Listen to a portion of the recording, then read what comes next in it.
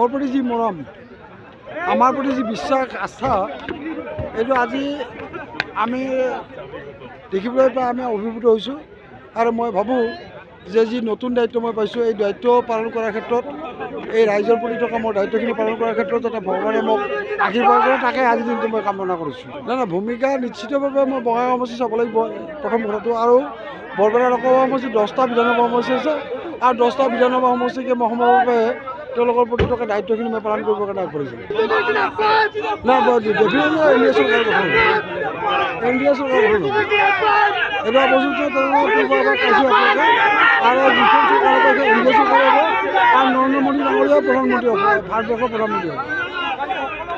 এটা বস্তু বহিব পাৰে, কিন্তু মই কৈছোঁ এইটো যে এনডিএৰ চৰকাৰ হ'ব, এইটো নিশ্চিত।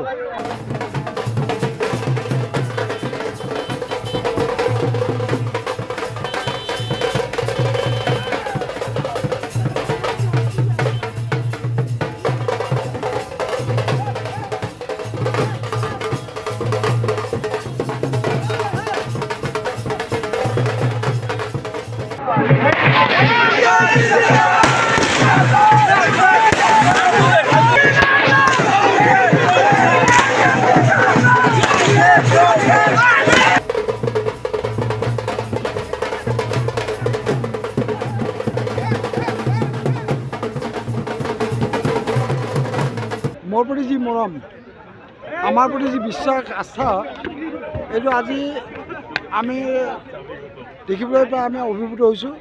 আৰু মই ভাবোঁ যে যি নতুন দায়িত্ব মই পাইছোঁ, এই দায়িত্ব পালন কৰাৰ ক্ষেত্ৰত, এই ৰাইজৰ প্ৰতি থকা মোৰ দায়িত্বখিনি পালন কৰাৰ ক্ষেত্ৰত যাতে ভগৱানে মোক আশীৰ্বাদ কৰে, তাকে আজি দিনটো মই কামনা কৰিছোঁ। নাই ভূমিকা নিশ্চিতভাৱে মই বঙাইগাঁও সমষ্টি চাব লাগিব প্ৰথম কথাটো। আৰু বৰপেটা লোকসভা সমষ্টিত 10টা বিধানসভা সমষ্টি আছে, আৰু 10টা বিধানসভা সমষ্টিকে মই সময়ভাৱে তেওঁলোকৰ প্ৰতি থকা দায়িত্বখিনি মই পালন কৰিবৰ কাৰণে আগবাঢ়িছোঁ। নাই ডেফিনেটলি এনডিএ চৰকাৰ গঠন হ'ব, এনডিএ চৰকাৰ গঠন হ'ব। এটা বস্তুটো তেওঁলোকে পূৰ্বৰপৰা পাইছোঁ আপোনালোকে।